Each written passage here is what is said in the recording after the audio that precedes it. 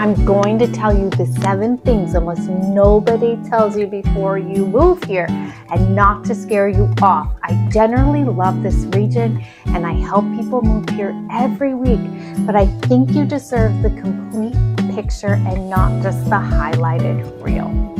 I'm Elizabeth McCarthy. I'm your lifestyle and relocation realtor here with eXp Realty in the Upstate South Carolina.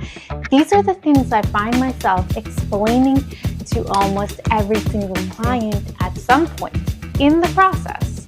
So let's get to them. Number 1 is the humidity is a real thing.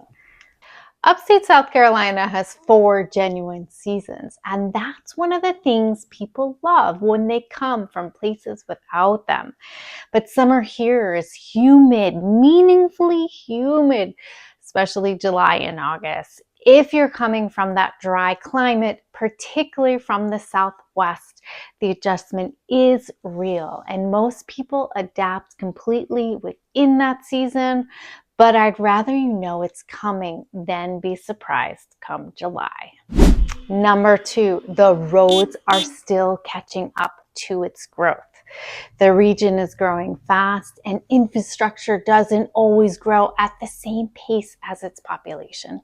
Peak hour traffic on I-85 and I-26 has become noticeably less predictable over the last few years.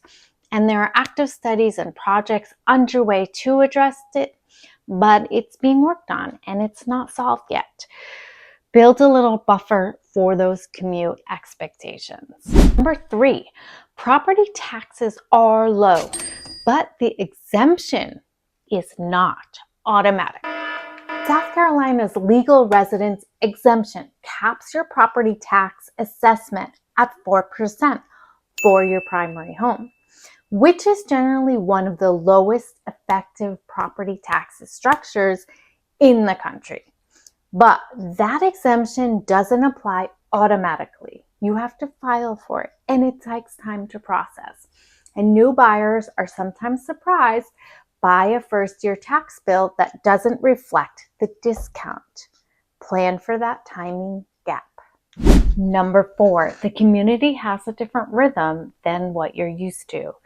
Outside of Greenville's urban core, a lot of upstate South Carolina runs on small town rhythm. Slower introductions, more informal ways of building trust, and a pace of getting to know your neighbors that looks a little different from a faster moving metro. Everybody knows everyone quality makes small towns feel like community. And to some people, it takes longer to adjust to that, especially if they're used to a city that's more anonymous, fast-paced social environment. It's not better or worse, it's just a different rhythm, and it's worth knowing what's going on. Number 5, not everything is walkable, even in some town settings. Outside of Greenville's downtown and a handful of walkable pockets like Travelers Rest, West Greenville, this is a driving region. Many of the small towns I cover on this channel have real charm, but limited walkability. You'll be in the car for groceries, dining, or errands more than you might expect coming from a denser city.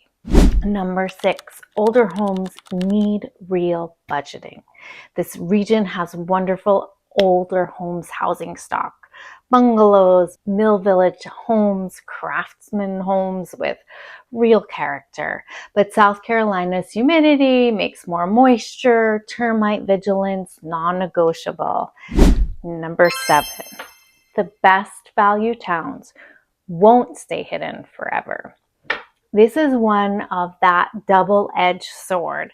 Towns like Inman, Campobello still offer genuine value today, but the window narrows every year as more people discover the region.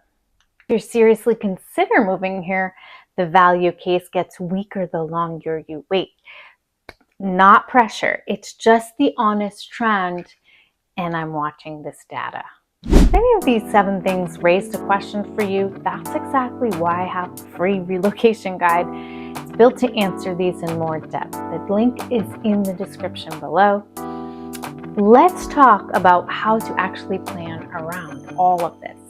I make videos like this because I think that relocation content industry has a trust problem. Too much of it's designed to get you excited rather than informed. And excitement that isn't grounded in reality tends to turn into regret 6 months after you move. Every one of these 7 things is manageable. None of them are deal breakers for the right person. But the right person is someone who knew about them ahead of time and made an intentional decision anyway, not someone who found out the hard way. So to wrap up, those are the 7 things. The humidity, the road still catching up, the property tax exemption timing, the driving, not walking reality, an older home maintenance, and the narrowing value window of the best hidden towns. None of these are deal breakers. All of them are worth knowing before you sign anything. If you want to talk through how any of these 7 things actually apply to your specific situation, book that free relocation discovery call. The link is in the show notes below. And if you want to exactly see which towns I'd point you towards for the best current value, I have a video on that, and I'll link it also in the description show notes.